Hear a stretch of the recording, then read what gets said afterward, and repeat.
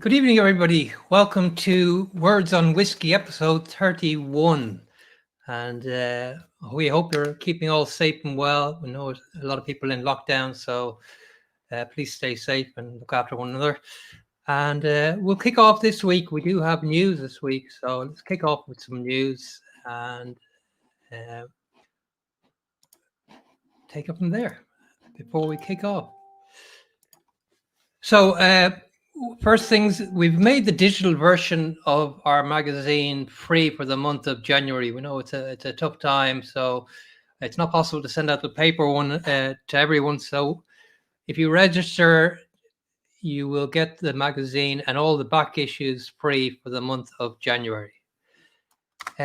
News, well, there's a new distillery open. It seems to be one nearly every week, but Killarney Distillery has officially opened. It's a business from Cork, Torque Brewing Limited down in Killarney, owned by John Keane and Aidan Ford, both from Killarney. So officially opened on the 21st, 12th, 20 as a licensed company. And I think Aidan Ford, certainly a great speaker for provenance and authenticity. And they have built themselves a distillery, and they've built the stills themselves, the 2,000 litre stills that they built themselves. Everything is sourced locally. They're going to be producing pot still, malt, and pot still of a nature that would be probably deemed to be non-GI compliant. The big deal with them, I think, is the fact that they are sourcing everything locally. They're going to be using local peat. They've done some floor malting themselves, and all going well, they will have a tour open in May. So they're just at Ballyhar, about 2 kilometers outside of Killarney, and it will be interesting to see what comes out of there. But there's going to be a lot of experimentation with different mash bills, and so that should be something to look forward to. So that's John and Aidan there. With their first cask, so from a cask from Close Daddy. Speaking of new releases, there's a couple of new releases this week.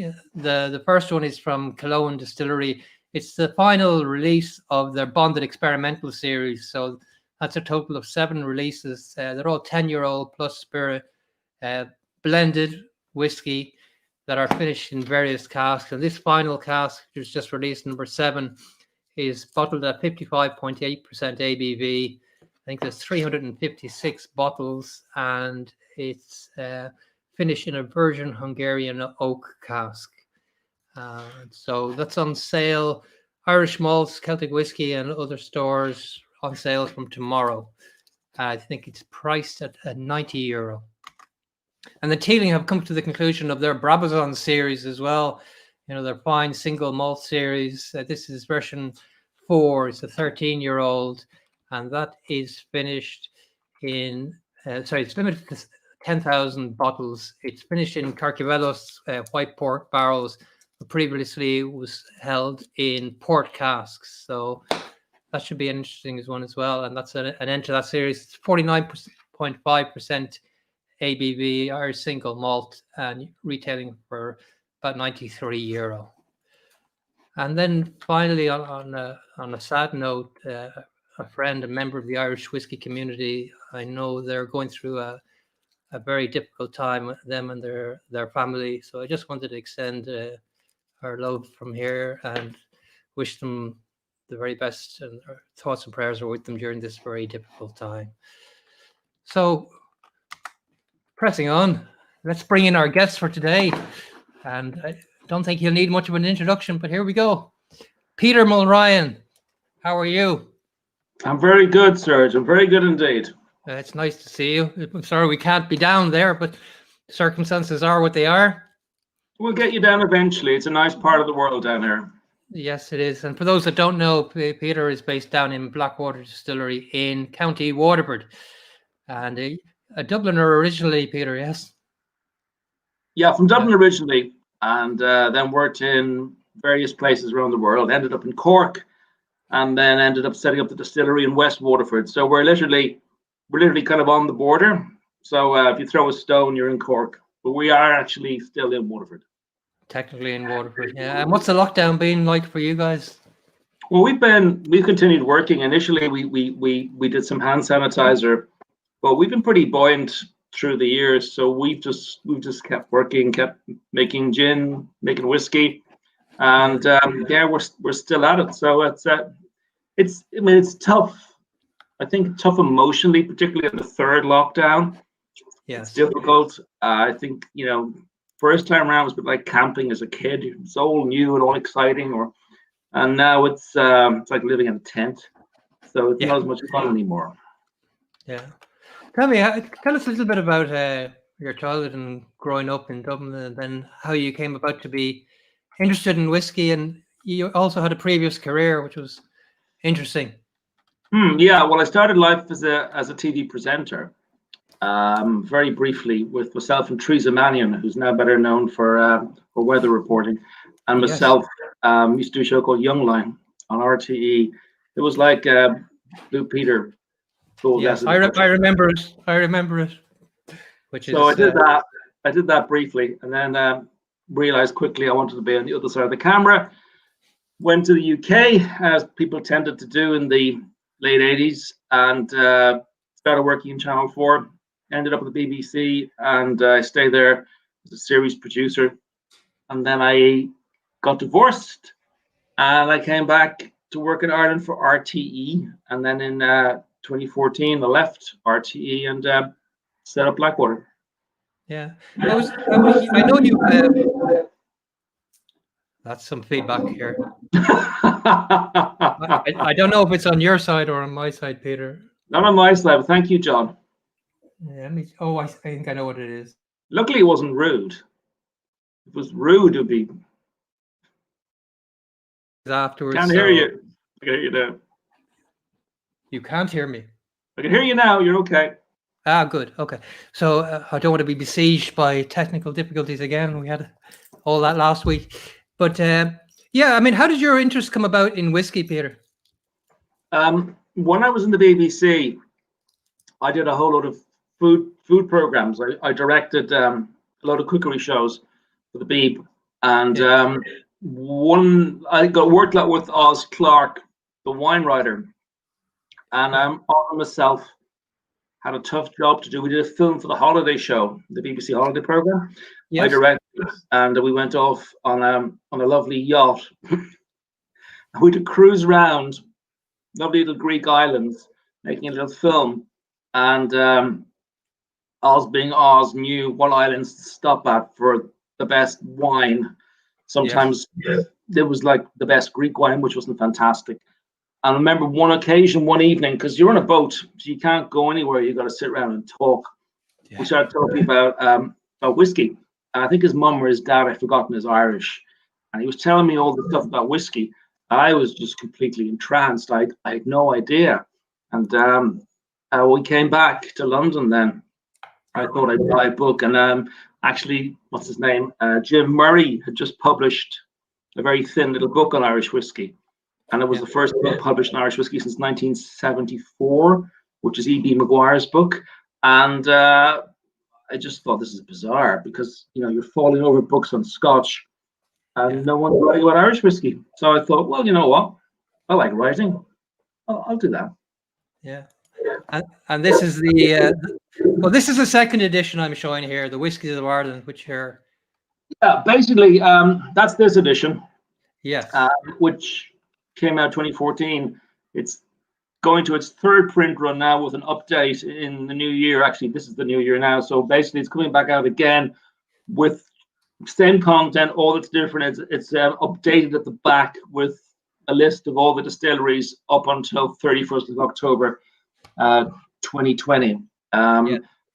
Funny, just the way you opened your program there. You had news, and when I wrote the first book, there was so little happening. You could put tasting notes in a book, and it would be fine, because nothing ever happened. And look where we are, so many years later. It's just incredible. Yeah. How many distilleries were there? 2014, there would have been 12, about a dozen or 16, were there? No, God, no, there wasn't. There there would have been Cooley, there was Middleton, there would have been Bushmills, and Dingle had opened, and Pat Rigney was opening, and that was it. So Glendalough, I think, just opened just before us, producing gin, and then we opened producing gin, and then 2014 to 15, you can start seeing momentum really starting to build. Yeah. Did you ever foresee that it would reach this point? Yeah. Did you? Yeah, we've got a long way to go. I mean, I think I referred to as like our awkward Adrian Mole teenage years. Yeah.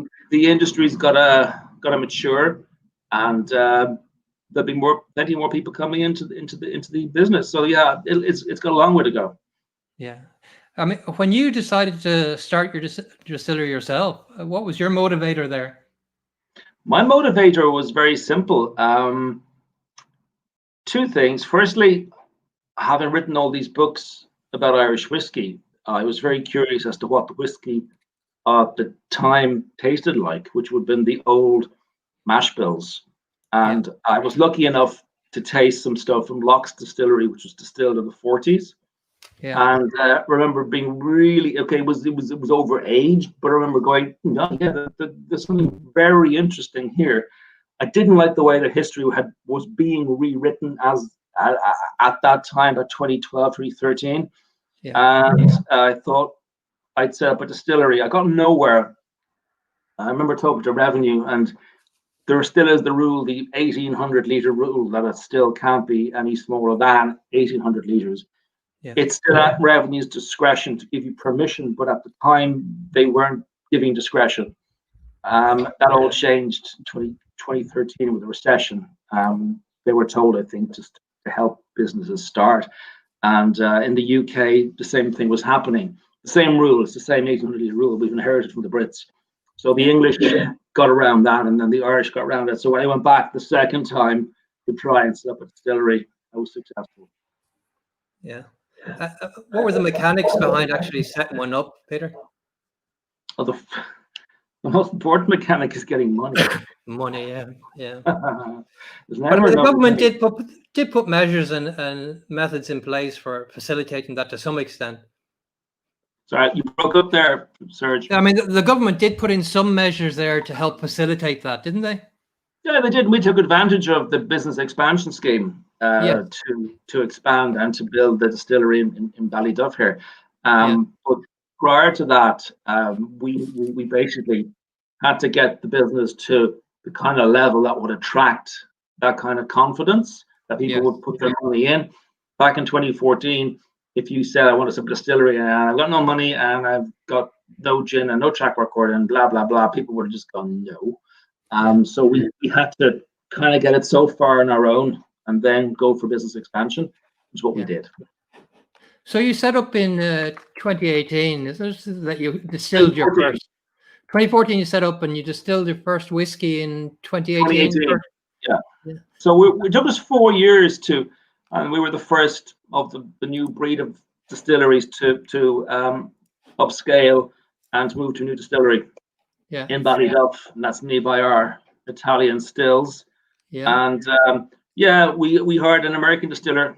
On cue, John Wilcox. I was very determined not to hire a distiller from this side of the world because I wanted someone who wasn't blinded by what they should know, that there will be a curiosity to rediscover the category. So I still am very excited by American whiskey. They got some really exciting stuff going on there, which goes back to the lax legislation that they have allows massive innovation. So and I was lucky through a pal to get my hands on in 2018. So you've got John Wilcox there. Obviously, he's been instrumental as well. So his title is head distiller. He's head distiller. Yeah, we don't like the term master distiller. It's too wanky. He's head distiller, and his job is to make the best possible juice we have or we can get. So we're also training up. We're working with CIT. We've taken one of their students. We're taking a second student now. We're training up in-house ourselves. We have 2 people sort of running through the system at the moment, just trying to get the right vibes out there into the whiskey world. Is that with David Ryan from Carlo, is it? No, it's Cork, CIT.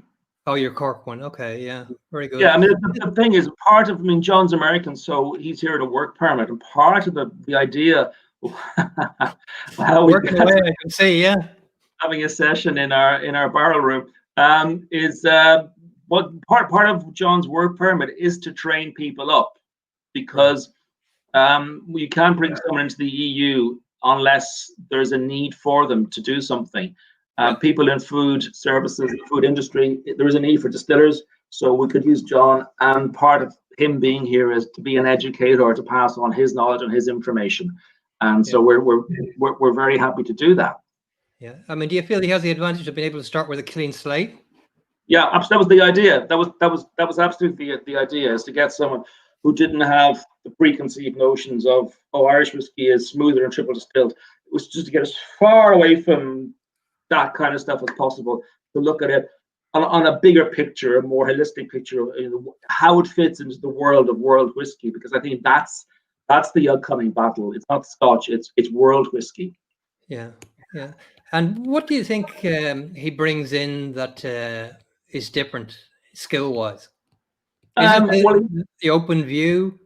Yeah, it's an open view, a willingness to experiment, because that's what American whiskey is. It's quite experimental, from the way they smoke grains as opposed to peating grains, from the way they malt and mashing, everything. Mostly, it's he did have knowledge, being American, of working with mixed mash bills, which is something we had lost here entirely, because oats never happened in Irish whiskey. It's never happened.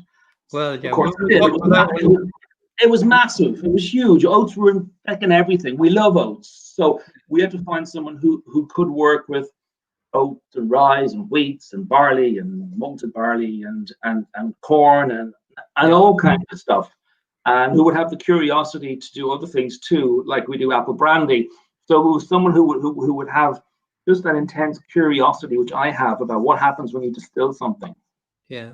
What that mean? I mean, did you pick up? Obviously, the gin was your first release, and that was very successful. I know you did some very innovative things there with the gin. And like I said before many times, I don't know anything about gin, but what did you pick up from gin manufacture and that period before you actually released some of your own? Oh, you learn an awful lot. I mean, the distilling process isn't that similar, but in the end, you're producing a flavorsome drink, and it teaches you a lot about the consumer, about listening to the consumer, because the consumer is always ahead of the industry, always. So if you give the consumer what you think they like, you're going to probably be wrong.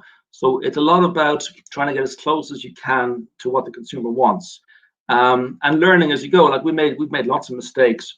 The idea is we've made mistakes on the nursery slope of gin, and by the time we came around to say make Boyle's gin, which is this we make for Aldi, we learned a whole lot from all the mistakes that we made in Blackwater, which came first. So Boyle's is a huge success, and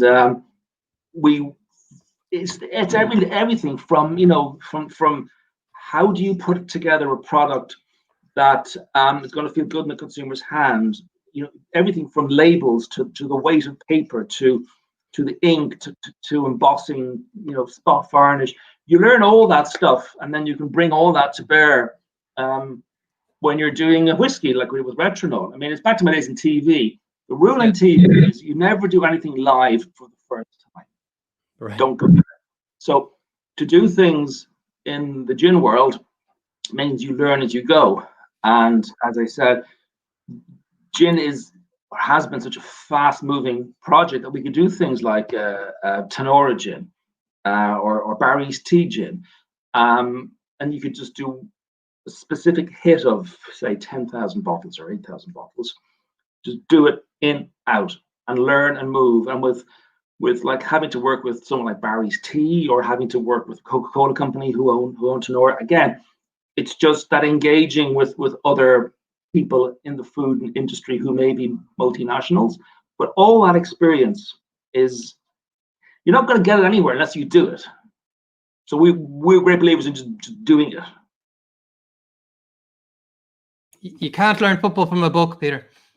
That's basically, yeah, you said it all very succinctly. You can't learn football from a book. No. So, well, look, I'm drinking your Retronaut here, and obviously that was a 17-year-old that you released first, wasn't it?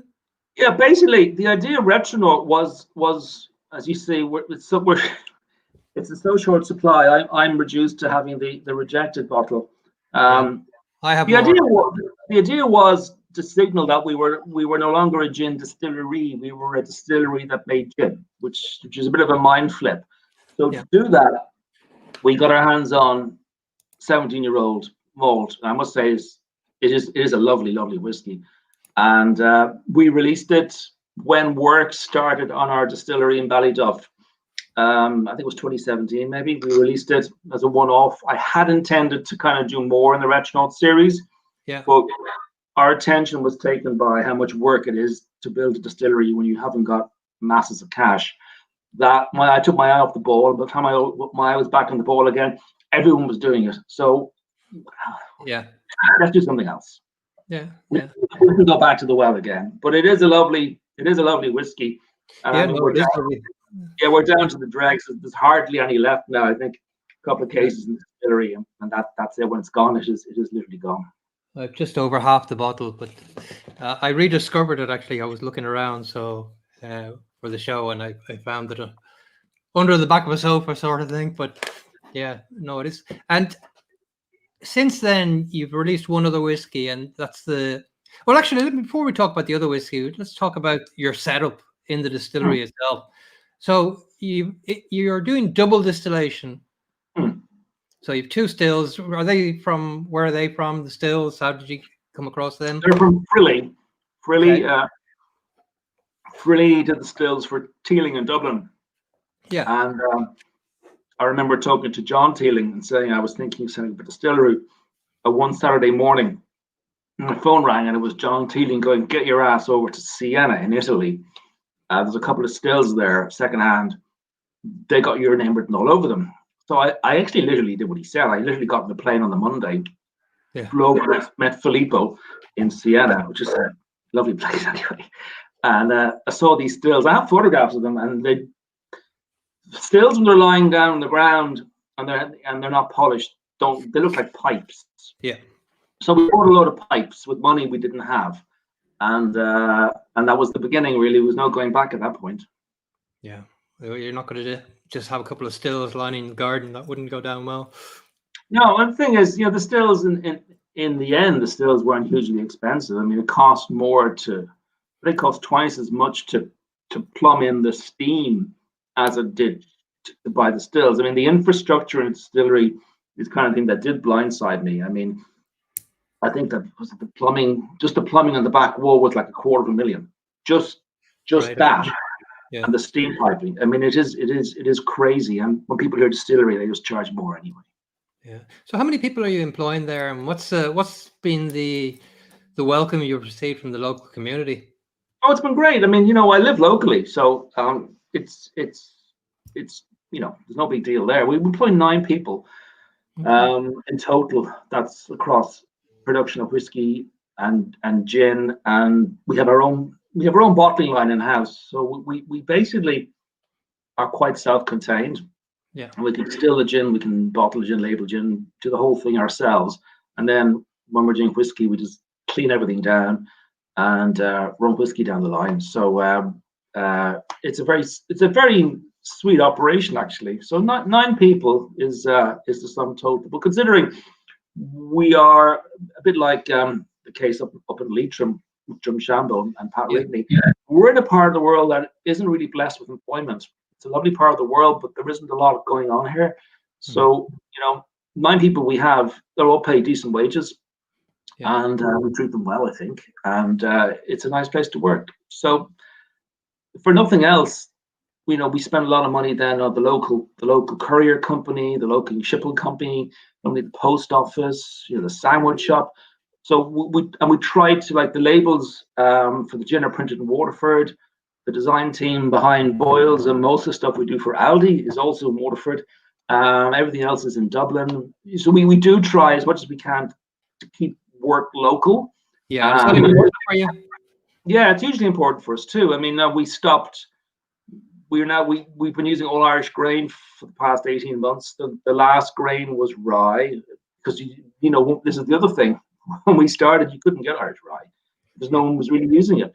We now have rye grown for us, so we've stopped using Spanish rye. And that was the last imported grain. And we used to import peated malt. It's now peated in Ireland for us. So, slowly but surely, we're trying to bring everything back to what it is to be working in Ireland. Yeah, absolutely. Otherwise, we're a small producer. What's the point, really? Yeah. And what's your capacity actually? I mean, how many liters can Yeah, you 5,000 9-liter cases is our capacity, which is not very good for the year? for the year. Yeah. Yeah, it isn't a lot actually. No, No. a lot. So, what kind of market is it you're targeting? Is it a niche? Is it? Well, yeah, it has to be niche because we're so small. I mean, you're not going to walk into Walmart and see a bloody wall of our whiskey.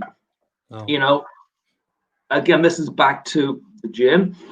I'm back to working with your consumers, and we started an e-commerce offering in response to COVID. So we have a taster's box. You can, every 2 months, you get 2 new spirits, which we design through the door. And it's been a very, very good success. But what it's done, it's allowing us to see another route to market for some of our whiskies, because we spent the first year experimenting. So 2019, 18, 19 was a lot of experimenting going on. We did a lot of things that only exist as one barrel. I mean, literally one barrel. Yeah. Or 5. We tend to be working into 1 barrel or 5 barrels. So 1 barrel, we have some stuff that's, and what are you going to do with that? Very, very hard to bring that kind of thing to market. Even 5 barrels is tough. So maybe this is a way of getting our stuff into the hands of people who like what we do in a more intimate manner. So again, this is back to the question about why do gin. It teaches you a whole lot of stuff that you may well need later on. Yeah. In terms of your markets, what are your key markets Currently? Yeah. So anyone who would buy it from us is anyone, anywhere. Anyone, anywhere. I mean, where are we? We're Australia, Canada. That's about as far the distance. And then you come back to Europe. There's obviously Ireland and the UK, although the UK is now a shit show. Denmark, France, Germany, Italy. There's probably a few more than I just can't remember. I mean, what are the biggest obstacles for you in terms of daily operations, in terms of market reach? Is it economies of scale? Is it Brexit? Yeah. Is it COVID? There's a lot of things impacting the small producer that haven't really been addressed yet, because the small whiskey producer is still a bit of a novelty in the marketplace. And over the next 3 to 5 years, this is going to get more critical as more and more of us hit the market.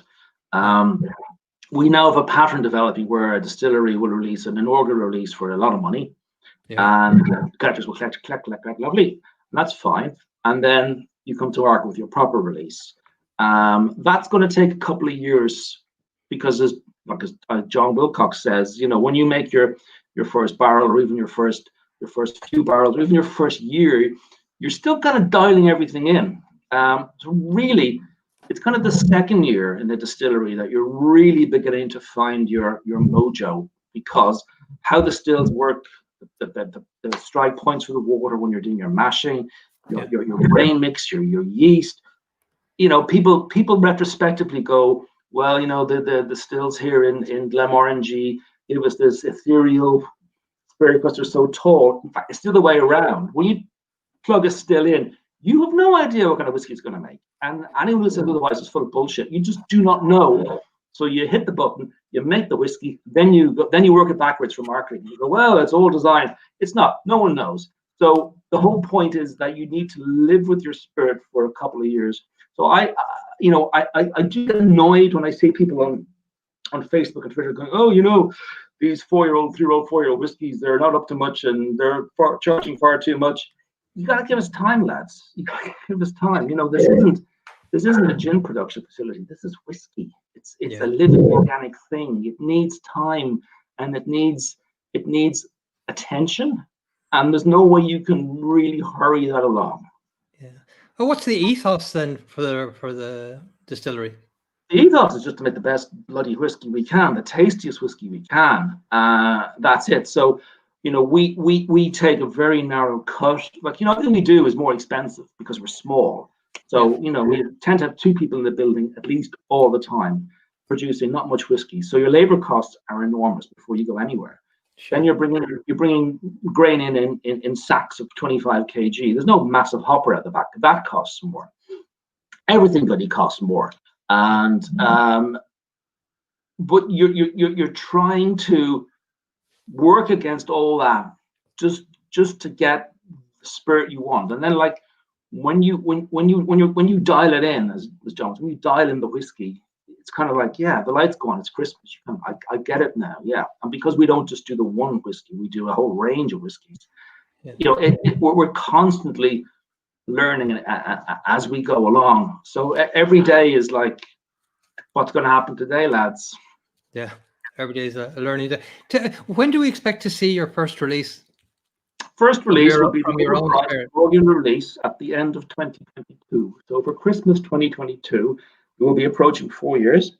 Yeah. 3.5 to 4 years. So that'll be the first inaugural release. But really, it'll be kind of March 2023 before the market release happens, which is the usual, cheaper bottle. Yeah. So I'm sure there'll be a premium for the first ones.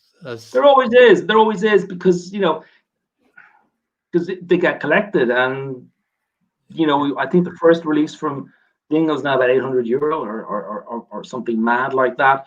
That's an interesting point, though, is it will cost more normally because it's got a lot of that value added stuff. It could be in a box or a coffin, or have a number on it, or a sombrero on top, and that will have to be again paid for. But how much you charge, I think, is becoming interesting now, because we're into the sense where we have more. Every year now, you're getting 2 or 3 of these coming along.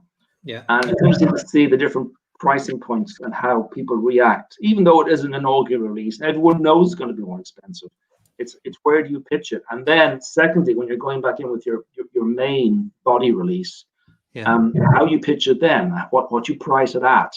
And the strength you bottle at is important too, because that's the kind of thing people do take notice of. If you start out at, say, 48, you bring it down to 45 or 46 or 40, whatever, you need to have a reason why you're doing everything, because the consumer will want to know what that reason is, and you better have one.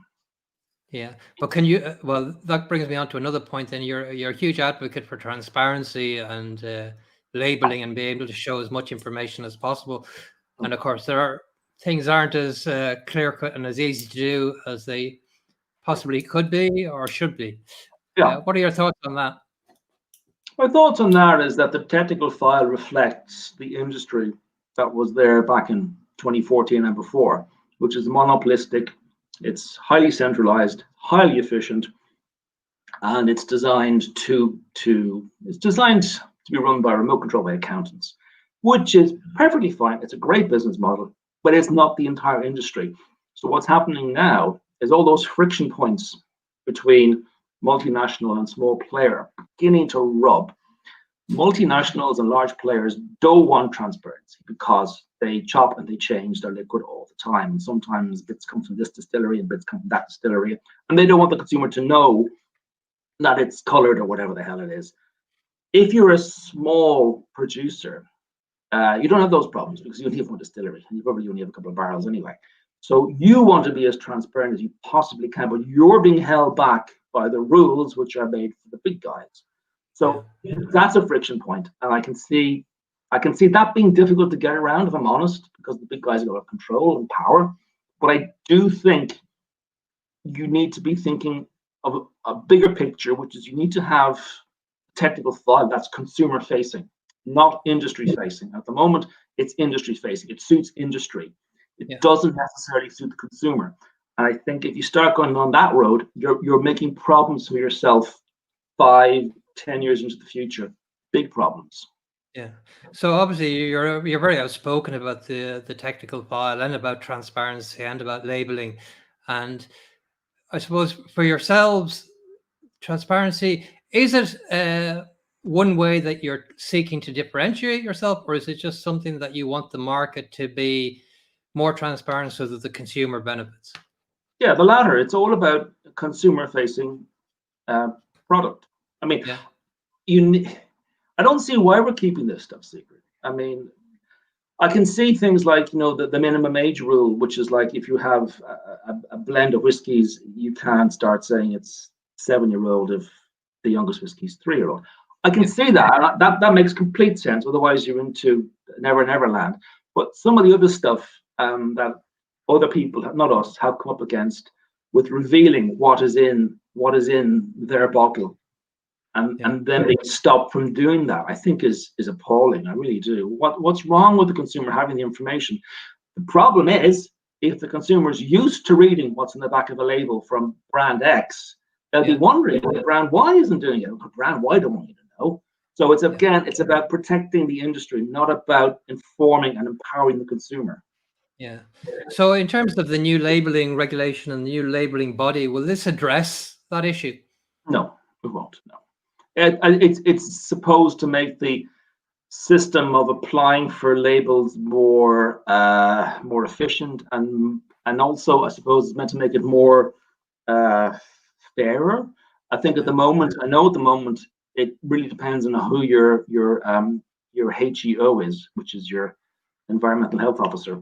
EHO, I'm sorry, EHO, because it's this really awful system where you send it to revenue and the FSAI, the Food Safety Authority of Ireland, who then subcontract to the HSE, who give it to your EHO, and it's like this Chinese whispers. And you can have a really good EHO like we do, or you can have a really dreadful EHO who will start pulling you up on stuff that they say is, for example, and your opinion. You can't have your opinion on a bottle. And we've had producers who've had that, which is appalling. I mean, tasting notes are opinions. Yeah, so, absolutely. Yeah, so hopefully it'll iron that out, but it won't iron out the inbuilt structural problems with labels and transparency. No. Yeah.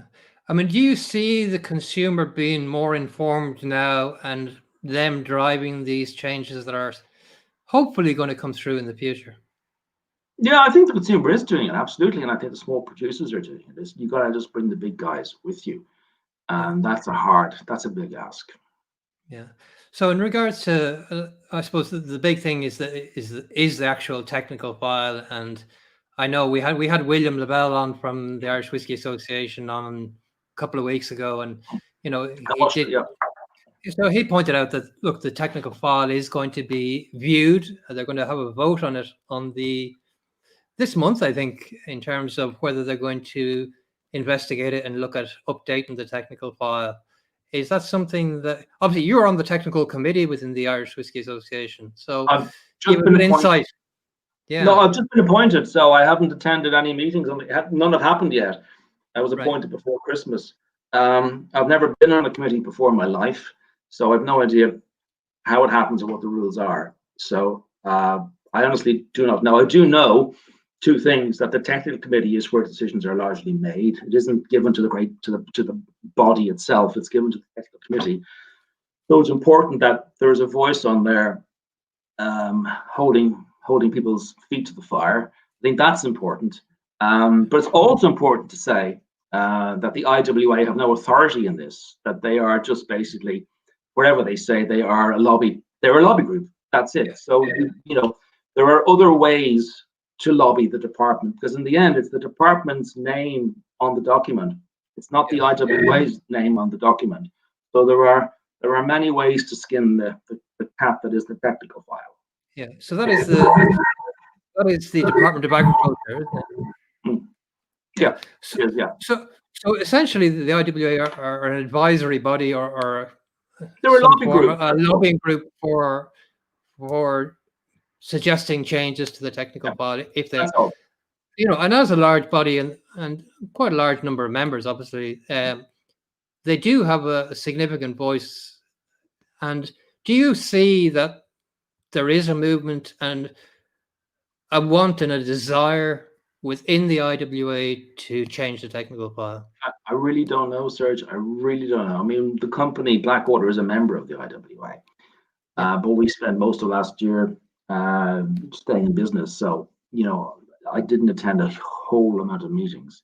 And so I really don't know. I certainly hope this isn't an exercise in box ticking. We explored the technical file and didn't find any reason to, it's not going to be another sort of another whitewash. That there is going to be interrogation because the file needs interrogation.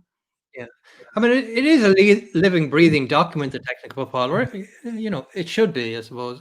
And maybe we're more fortunate. Or maybe more fortunate. And other technical files get revisited all the time. What you tend to find is, in Scotland, and I think here as well, is that technical files don't get reopened unless it suits the big guys. So basically, in Scotland, they weren't allowing whiskey to be matured in anything like, let's say, a beer barrel. And they painted themselves into a corner, and when it suited the big guys, they went back and they changed it. And magically, you can change technical file to do that, but not to do other things. So we do have to be careful. And I think Ireland and the department, they just too much look at the SWA and they too much look at the Scottish experience. And if you go back through the, as I've done through an FOI, Freedom of Information request, I've got the correspondence between the IWA or the Irish Spirits Association, as it was then, and the department for the period of about 2014-13 when they were putting together the technical file. And you can see that a lot of the time the department were checking things out with Scotland. And there was a lot of stuff in the technical file which was really, really good. I mean, a lot of stuff got nobbled on the head because the department didn't want to have to talk to Scotland. For example, like bringing a wash in from a brewery to distill, which you're not allowed to do. You got to. I forgot the words now. You have to distill a wash of your own making or something like that, which goes back to the Spirits Act of 1870, 1880, which the English have got rid of, but we've kept it. And under Irish law, it will exist until it's overwritten by something later on. So that would have been really, really good. And it happened. It happened when we did it. When we first opened, we got stopped. But of course, Alltech did it with Carlo Brewing Company, totally illegally, and got away with it. So there is precedent for it. It was suggested in the technical file and was nobbled. There are many examples of that throughout, and it tends to be stuff nobbled by a major multinational player or nobbled by the department. They tend to be the goalposts you're looking at. Yeah. And what specifically within the technical file would you most urgently like to see addressed? How long have you got? Well, as long as the battery lasts. I actually printed it up before Christmas, and I printed up the Irish Act, I printed up the Scottish, I printed up. It's very interesting to look at other technical files. It's a really good technical file people should check out. It's for, I think it's called Somerset Cider Brandy or Somerset Apple Brandy. I can't remember now. A really good technical file because it's about 3 pages long, and there's no flowery language. There's no airy maturation warehouses and large still. None of that poetry. It's just basically, this is how you make it. These are the rules. Do this, and Bob's your uncle. Brilliant technical file. Fantastic. Because I think Irish Apple Brandy needs its own technical file. So I was looking at what they were doing over in England. So I went through the Irish technical file with a red pen. And I'm not going to say now, because what I'm going to do is I'm going to write a list of things down. I'm going to send them into the IWA, and I would advise anyone out there, because it's open season now on the technical file, and until the middle of February, the IWA are taking responses from people. Right. So if you have a strong opinion, whatever it is, please write it down and send it in. I mean, you just can't be putting things out of your arse. It needs to be based somehow in best practice or based somehow in tradition, because the whole point of a GI is to celebrate the historic link between a product and a region. So you just can't make stuff up like they did for the last technical file. This has to be done properly. Yeah. But do you think that the last technical file, I mean, there are arguments that say, look, it did a good job given the time they had, and I do believe the GI had to be rushed in before a certain deadline as well. And in general, look, in terms of technical files, there are parts that don't suit everybody, of course. And I suppose the most outstanding piece, that's the piece that's got the most notice, is in relation to pot still whiskey, in relation to the 5% grain. There's a bigger question here, Serge. The bigger question isn't what's in the technical file. It's how what's in the technical file came to be. Yeah. I have the minutes of the various committee meetings around this. I got them because we're a member of the IWA. Yeah. But I can't release them to anyone because they're secret. Okay. So you have a secret lobby group behind closed doors making decisions that are not interrogated and cannot be interrogated after the fact because all that stuff is secret. Yeah. That's not how you reach any consensus. How you reach a consensus, if you go back to what the Brits did when they set up the Royal Commission on whiskey. And to this day, you can go online, you can type in Royal Commission whiskey, and up will come all the minutes of all the meetings, all the interviews. If you want to know what Powers were asked or what Jameson were asked about Irish whiskey, you go in and you bloody read it. 100 years on, it's there. You read it, you know, and you may not agree with the decisions that was reached by the Royal Commission, but you can't fault the way they came to the decision. Okay, yes. That's all there. None of that is true in Ireland. It's all secret. It's all behind closed doors, and that is wrong. So you're asking the wrong question. The question isn't, is what's in the file right or wrong? The question is, how did what's in the file come to be in the file? Who interrogated it, and who is accountable for what's in it? Yeah. As far as I can see, there was very little interrogation, and of course, Ireland, no one's bloody accountable. Yeah. And do you see that there is actually a wave, a movement, even from within the IWA, to be more transparent, to open up more and make things more visible? I don't know. I mean, my interaction with the IWA is like a stone bouncing off water. I really don't know. I'm going to find out, but I honestly don't know. I have an open mind. I hope it is, but I can't say. Yeah, well, certainly with the discussion we had with William, he did kind of incline that everything is open. There's nothing not on the table. Now, whether that actually comes to fruition and it becomes more open and more visible, that's a different matter. But in terms but you've got to ask yourself, you got to ask, would we be having this discussion? Would the IWA be doing this if it wasn't clear because of people like me poking at it all the time? Yeah. That would they go back and open it and look at it? I don't know. I mean, it's now apparent that to anyone that the 5% rule for pot still cannot stand. It clearly has no moral authority. It clearly came out of nowhere, and there's plenty of evidence to back that up. So that's gone. That has to be gone. What you replace it with, again, is we should really be doing this in public. We should really be. What's going to replace it? Are we going to replace it with another crock of shit? I don't know. It could end up even tighter. I mean, you never know. But, you know, I don't know. That's the point. And how are these decisions reached? Which is back to my original point. It's not done in public. There is no accountability here. Yeah. Well, I mean, I think the public, the consumer will make judgments based upon what the outcomes are of these votes as well. No, they won't. No, consumers will make judgments based on the bollocks they read in the back of a box of whiskey. I mean, look, here's one here. Look at this. Single pot still Irish whiskey, blah, blah, blah. Single pot still whiskey is unique to Ireland. It's not. You know, we have this Irish exceptionalism. The whole point is pot still whiskey can be made anywhere in the world, the same way a single malt whiskey can be made anywhere in the world. All that's protected is the term Irish pot still whiskey, not pot still whiskey. And now we've got people who can make the kind of pot still whiskey we can't make. They can make it in the States. We can't make it here. So we create a category. We cut the balls off it and let the Americans do it properly because it suits a major player. Where's the accountability there?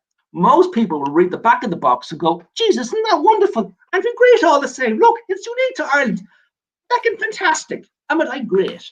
That's what's going on. I think maybe you're underestimating the inquisitiveness and the knowledge of the consumer now. No, I'm not. I'm not, because I deal with them all the time. You have a highly educated group of people up here who are wonderful to deal with, and I love dealing with them.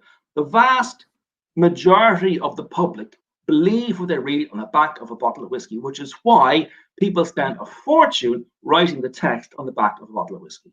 That's unfortunately the truth. Yeah. Well, I suppose I'm maybe seeing it from a more different angle than the ordinary consumer. I think you are. Yeah, maybe. Just going on to that then, obviously, you've also set up this, or you're one of the founding members of the Whiskey Guild. So can you tell us a little bit about that and how that came about and what its aims are? And essentially, my understanding is that it is a lobbying group in a form of, but more tailored towards a smaller distillery. Well, basically, it started off as a WhatsApp group. Okay. I'm being totally honest with you. And what we noticed is that there was great strength in talking to your peer group. Yeah. If I have a problem, I'm not going to ring up Irish distillers and go, lads, I have a problem with the pump. It's not going to happen.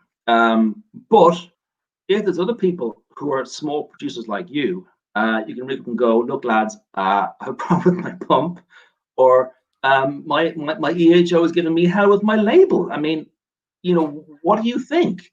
And it's just sometimes it's like just having a psychiatrist or just someone you can talk to who understands your problems. It's as simple as that. It's a self-help group. Firstly, it's a self-help group. We help each other. Before Christmas, I ran a bottle through a product, and another member of the guild had some spare bottles. So, text message, bottles came down, and I'm going to replace them next week. So, things like that. Another thing is miniature bottling through a contact in the WhatsApp group. I've got my hands on a little miniature bottling line. So first up, self-help group. That is really, really important, and that isn't provided by anyone else. Secondly, lobbying group. Not lobbying to protect the term Irish whiskey in Swaziland. No, lobbying group for the kind of things that impact on the small producer. And that can be anything from problems with labeling, or problems with the technical file, or problems with transparency, or just general problems of any sort that you need to approach as a group. So it's not an individual; it's a group of people. It's part of the industry, and it's the in our case, it's the indigenous producers. It's the small players who have these issues. So what we would like to be is to know what the issues are that producers like us have, and to be able to have the department's ear. So when there's a problem of some sort, you go to the department, and so they don't have just one voice in their ear, which is the IWA. They have a second voice in their ear, which represents the indigenous producer, who have our own unique issues and problems. That is not going to happen if you're a multinational, because it's a completely different ball game.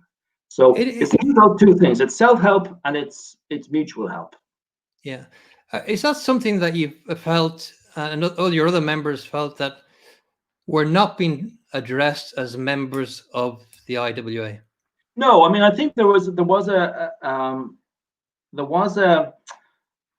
this whole idea of the knowledge still, which I was a bit uneasy about, because too often it seemed to be indoctrination rather than education. No, this is about practical stuff, like sharing a container of barrels. Yeah. How fantastic is that? It's just much cheaper for everyone, because I'm not going to go through a 40-foot container of barrels in a few months. Not going to happen. But if you split them up between various people, fantastic, problem solved. No, and there's also the sense that there is a small business section in the IWA, which William did mention when you spoke to him. Yes, it is. Yeah. Well, what he didn't mention was in the previous meeting they'd said that they recognised that was underperforming, and to be frank, I didn't even know it bloody existed, which kind of says it all, really. But also, there's the whole point is that here you're dealing with your peer group. That's the key. You're not dealing with an organization which may have members of a multinational. You're not. You're dealing with people just like you, who have the same bloody problems you do. They've got to pay the bills. They've got to keep the lights on. They've got to make this thing happen. They can't pick up a phone and just expect someone to arrive and solve the problem for them. You don't have that luxury. And it's Yeah. just, if we can come together and coalesce as a group of people, you're going to find that any problem you have, someone else has had the problem or knows someone who has the problem. John Wilcox, our head distiller, is part of an informal WhatsApp group in the States called the Good Guys. Yeah. And the Good Guys is just basically a load of distillers in the States who swap knowledge. So we're doing a whiskey project. John will pop on the group and he'll go, lads, I'm doing this thing. We're using far too much wheat. There's a problem. What do you think? And they come back with ideas and suggestions. That's kind of the idea too. It's to help each other. Yeah. Is it like a co-op almost? Yeah, I suppose like an alcoholic co-op. Yeah. Yeah. Where, I suppose my one comment would be, and my one question would be, obviously the smaller distilleries need to differentiate themselves from each other and from the bigger players. I suppose they do have a common set of challenges that the larger distilleries wouldn't have. The fact that you have the one vote, per distillery or per member, does that not help address that issue? You mean in on getting the your IWA? voice? Yeah, in the IWA. Well, yeah, but that's again in theory. I mean, how it works is that a lot of the committees have a lot of the power. So it really isn't a one member, one vote. Stuff will go to a committee and it'll come back, decisions made, and there's nothing you can do about it. Yeah. So you need a voice here, I think, for the smaller distilleries whose needs are different. Yeah, there's also stuff that we come up with every day that just will never hit the radar of the IWA because it's so in the big picture, it's so unimportant. But Yeah. on a day-to-day basis can mean life and death to a small producer. Yeah. Yeah. So how many members have you got now? Peter? 9. We have yet to have our full first sit down as a group and a chat, and that'll be happening, I think, this month or early Feb. But yeah, it's going grand, and I mean, a lot of people are curious and want to know more, so it's good to go on here and just talk about it. I mean, there's nothing weird or funny. There's no funny handshakes. Yeah, I don't think you're necessarily against maybe what some of the practices the IWA have. It's just your needs are different. Yeah, we're not against the IWA. It's nothing to do with the IWA. I mean, the fact that they exist is great. We just do other stuff that really just impacts on us in a very real way. That's it. And presumably, the minutes of your meetings will be open. Absolutely. When we have meetings. Yeah. Very good. Tell me, I think it's great that these things are brought out in the open and they are discussed. The needs of smaller distilleries are obviously very different to the ones of larger distilleries, and the technical file. Well, I suppose there will be decisions there made on whether that's going to be revised or not, and I suppose more than one voice going to the government on that would be beneficial. I think so. Yeah, I mean, more than one voice is just generally a good thing. Monopolies by their nature are not great. Yeah. So tell me, I've heard rumors of another book. Is that true, or is it just going to be the continuation of your existing one? Is that the one I've been hearing the rumors of? Is the version 3? No, there's no other book. I deliberately have stopped writing. I don't think you can work in the industry and write about the industry. Yeah. Commercially, I think it's okay to blog. It's like you can't be a jockey and a commentator. I don't think it's right. You've got skin in the game. You're compromised. So that book was released just as I was setting up Blackwater, and I've made damn sure that the update just contains factual information about what new distilleries are operating, and that's it. There's no editorial slant as such. Yeah.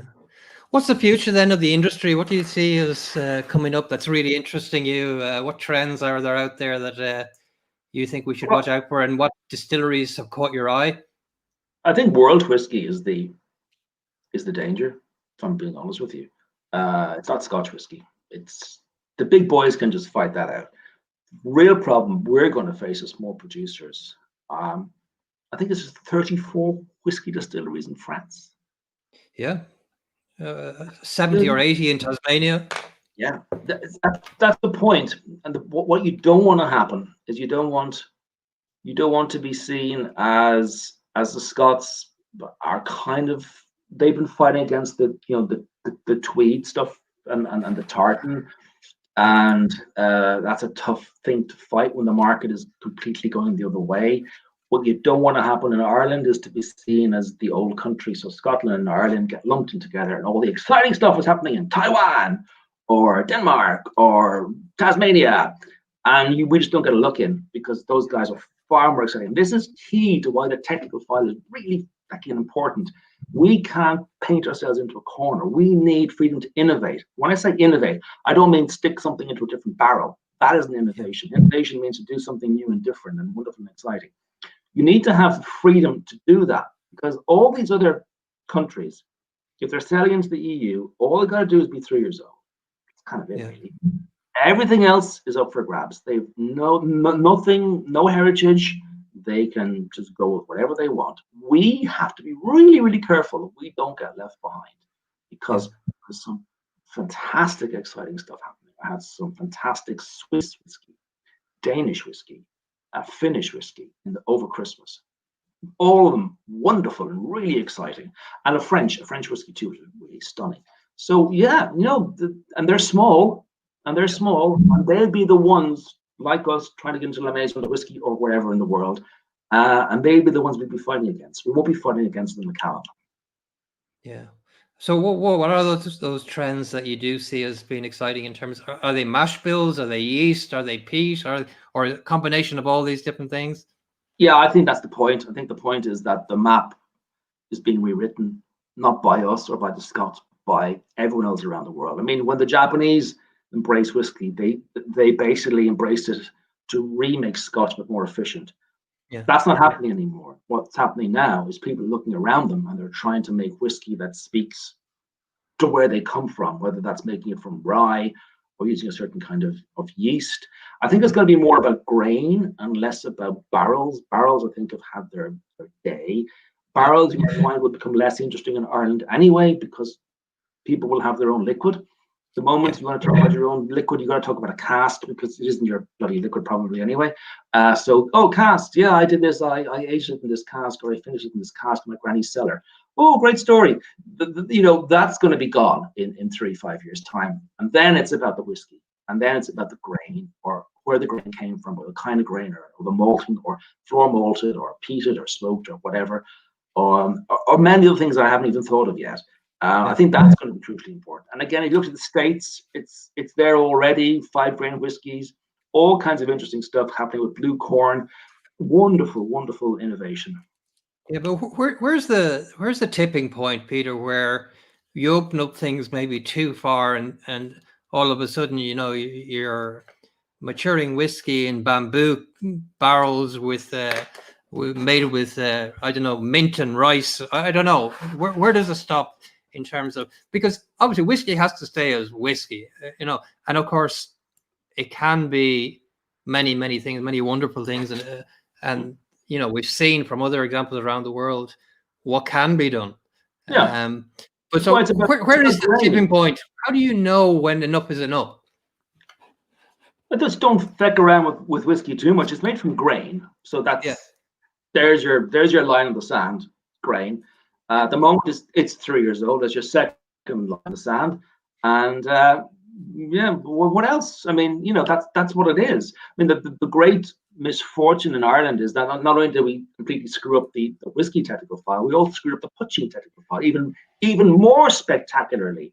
We had a potentially world beater there with it's a white whiskey, and the one thing we weren't allowed to call it was whiskey or white whiskey or anything to do with whiskey or cask or anything.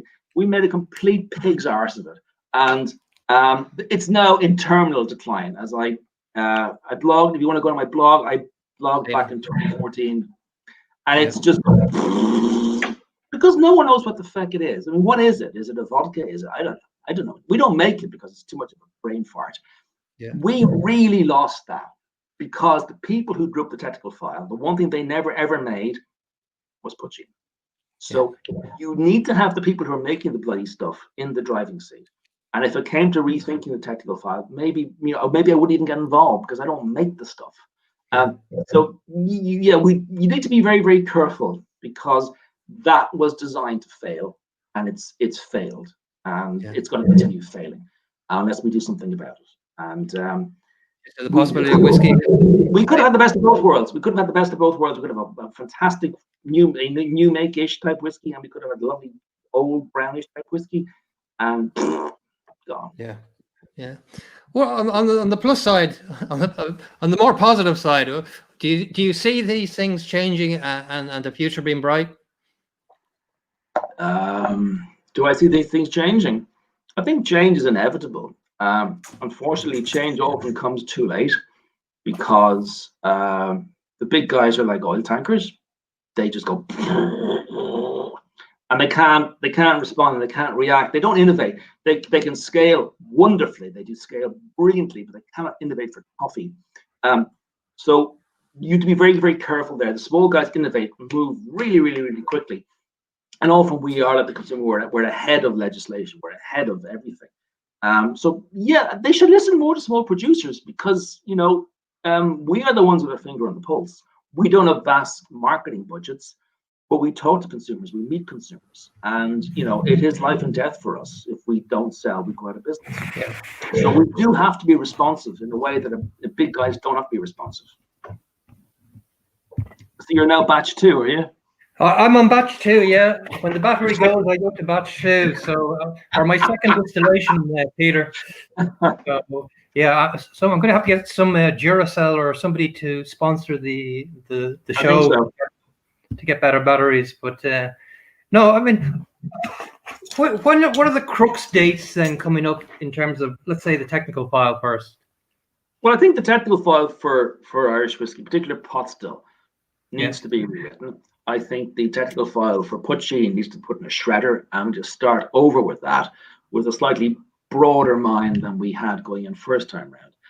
I think if we did that, we'd be off to a pretty good start, because we do have some great people here. We have obviously great whiskey making facilities, and we have the right climate and the right grains.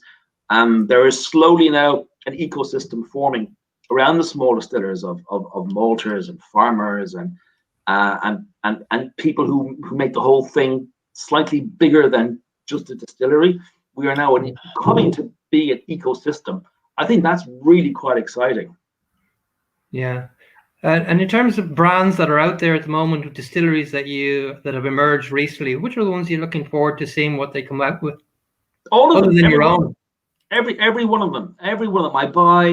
I buy the first bottle from every distillery, because I think we have to, because I'm going to support these people. And we're not really in competition with them. I don't think I'm in competition with these people for whiskey. Yeah. I really don't, and that's why I think the guild is important, because we've much more in common than we have separating us. So I'm looking forward to tasting everyone's whiskey, like I do all the time from all around the world. It's very exciting. Yeah, and I mean, it is exciting. I think we sometimes forget, just on a world picture, how small we are, really. And collectively, obviously, we could be stronger.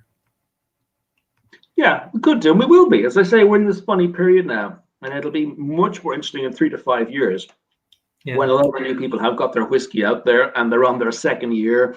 I think that's when it's going to be. So 5 years, come back and we'll talk in 5 years, and I think we'll be in a much happier place, as long as we sort out the technical file. Because otherwise, what will happen is the big guys will realize too late that there's a problem, and by then they'll have lost the initiative. Which this has happened before. This is back to the Irish exceptionalism and Irish arrogance, as I read out to you earlier on. We're not that special, lads. We make whiskey. Other people make whiskey. If they make it in a way that consumers prefer more to ours, they'll just move. It's as simple as that. We're a very small country, and there are lots of great whiskies out there. It's a very big world. We need legislation that is responsive and allows us to innovate. Yeah.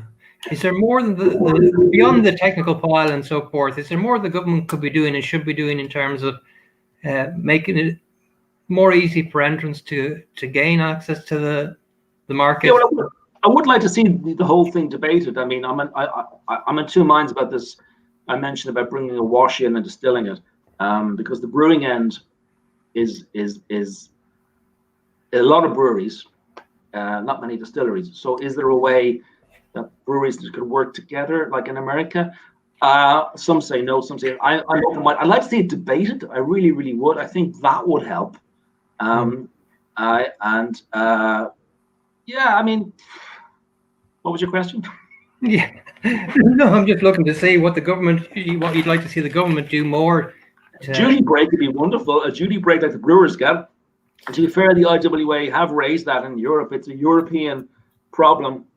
It needs to be rectified in Europe. So it's beyond the government. But I think we do need something like that, because in the States now, all the craft brewers in the States have got a massive break. Yes. Which means it's cheaper for them to make product. So they'll be trying to sell stuff, and we're trying to sell stuff, and it didn't cost them as much to make. There's a price point thing going on there. You know, on a world scale, which is where we'll be selling our small batch type whiskies, that does make a difference. So really, we could do with not charity, but we would do it be able to help ourselves, and a tax break, a revenue break would be fantastic. I mean, it's €42.57 per liter of alcohol plus 21% VAT before you do anything. Yeah. Yeah, absolutely. Yeah, they're way ahead of us in Scotland for supporting their distilleries. A lot of gin distilleries start off with massive support in the Highlands and Islands, and then they move into whiskey. Yeah. There you go. A lot of these issues that we mentioned here, Peter, a lot of them I see as growing pains as well. I mean, they do need to be addressed, but there are some fundamental things that, you know, like transparency, like openness of decisions made, need to be addressed for sure. But you know, a lot of industries going through their second wave, they do come across, you know, growing pains. And I think we are probably largely in that phase, but it's great to have people like yourselves who do put their neck on the line and put their voice out there to be heard, and seek change for the better. And it's not just for the better of them. I think it is for the better of the industry. And yeah, I agree. I mean, I do think we are going through growing pains. I mentioned the awkward Adrian Mole teenage years, but we do need to help ourselves here. And if we can't make the changes that are necessary in the technical file, then these problems will go on. They will fester. And they will cost jobs, and they will cost innovation, and they will cost us market share. And in the end, consumers will go elsewhere. Yeah, absolutely. I mean, Peter, beyond whiskey and gin, what do you do to unwind and relax? And I count my money every night. Well, that's a full-time job. If you need any help, do give me a shout. It doesn't take long to count my money, sir. I can tell you that. No. I just play music. I play the mandolin, and not in bars because there's no bars anymore. And I've just spent an obscene amount of money on a mandola. But on a mandola, which is currently delayed because of Brexit. But again, thanks to the Guild, it may be coming into the north. Yeah, that's it. Music's great, and I think music is the only reason I'm kind of sane. I think the lockdown's been very hard. I said at the beginning it was difficult in phase 3. It is hard. I'm finding it personally hard. I spent my life traveling. I spent 20 years flying around the world making films with the BBC. I spent the first few years of Blackwater flying around the world selling booze. I don't mind not going anywhere for a few months. It's quite nice. But we're now into 2021, and oh God, dark, cold. It's tough. And I mean, no, I can't complain. You know, we're still working. We're still paying people. I just feel sometimes some people are having a really tough time in the bar trade. The people that I know who have been supporters of ours for years, and you know, they're just getting hammered. It's really tough. Really tough for the bar trade. I really do feel for them. Yeah, I mean, I think the bar trade.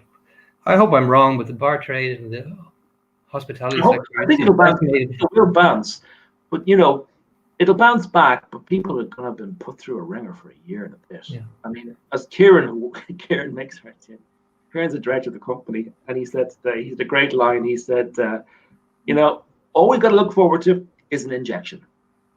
That kind of stuff. That sums it up for me perfectly. Yeah, that's the light at the end of the tunnel is a bloody or two. It's 2 injections at the end of the tunnel. Yeah. Well, look, Peter, thank you very much for joining us on the show. I hope we get to actually get down there, have a chat, and have a drink. And look, to everyone listening, you know, as Serge said, we are phenomenally open about what we do.